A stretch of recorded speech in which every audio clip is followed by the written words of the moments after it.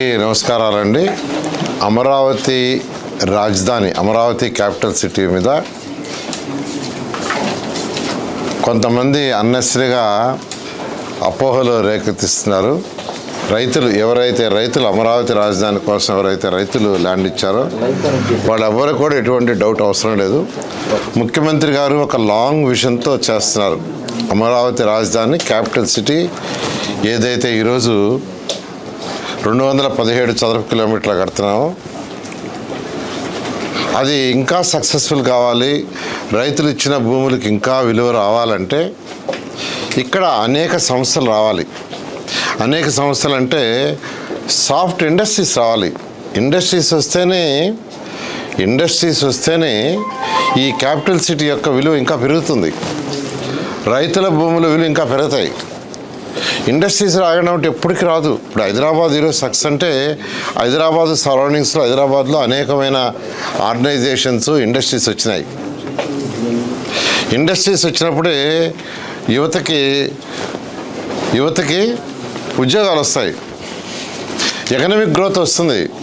అందుకనే ముఖ్యమంత్రి గారు లాంగ్ విజన్తో ఆలోచించి ఈ క్యాపిటల్ సిటీ ప్రపంచంలో టాప్ 10 సిటీలో ఒకటి కావాలి.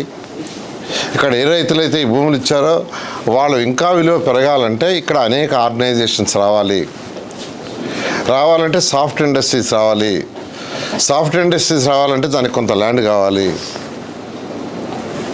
అదేవిధంగా ఇంటర్నేషనల్ లెవెల్లో ఒక స్పోర్ట్స్ సిటీ కట్టాలి. ఒలింపిక్ గేమ్స్ చేసే విధంగా మన ఒక స్పోర్ట్స్ సిటీ కట్టాలి. దానికి కొంత ల్యాండ్ కావాలి. అదేవిధంగా ఇంటర్నేషనల్ ఎయిర్పోర్ట్ ఉండాలి. విదేశాల నుంచి ఫ్లైట్స్ వచ్చే విధంగా, ఫ్లైట్స్ దిగేటట్టుగా ఉండాలి. అందుకనే విశాఖపట్నంలో ఒక ఎయిర్పోర్ట్ ఉన్నా భోగాపురం ఎయిర్పోర్ట్ తీసుకొచ్చింది.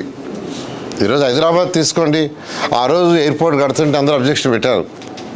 కానీ ఈరోజు అది one of the best airport. దానివల్ల వేల మందికి ఉద్యోగాలు వస్తున్నాయి. విదేశాల నుంచి ఎంతోమంది వస్తున్నారు. హైదరాబాద్ ఈరోజు ఇండస్ట్రీస్ పెడుతున్నారు. అలా విదేశాల నుంచి వచ్చి ఇక్కడ అమరావతి క్యాపిటల్ సిటీలో కానీ సరౌండింగ్స్లో కానీ ఇండస్ట్రీస్ పెట్టాలంటే ఫ్లైట్ కన్వీనియంట్ ఉండాలి. ఫ్లైట్ కన్వీనియంట్ లేకుండా ఏ విదేశాల నుంచి ఎవరు రారు. అందువల్ల ఇవన్నీ దృష్టిలో పెట్టుకొని ముఖ్యమంత్రి గారు ఒక లాంగ్ విజన్తో ఏ రైతులైతే అమరావతి క్యాపిటల్ సిటీకి ల్యాండ్ ఇచ్చారో వాళ్ళ భూముల విలువ కూడా పెరగాలి. ఇది ఒక మెగా సిటీ కావాలి. అమరావతి, విజయవాడ, మంగళగిరి, తాడేపల్లి, గుంటూరు ఒక మెగా సిటీ కావాలి. 1 కోటి మంది పాపులేషన్ ఉండాలనే దృష్టిలో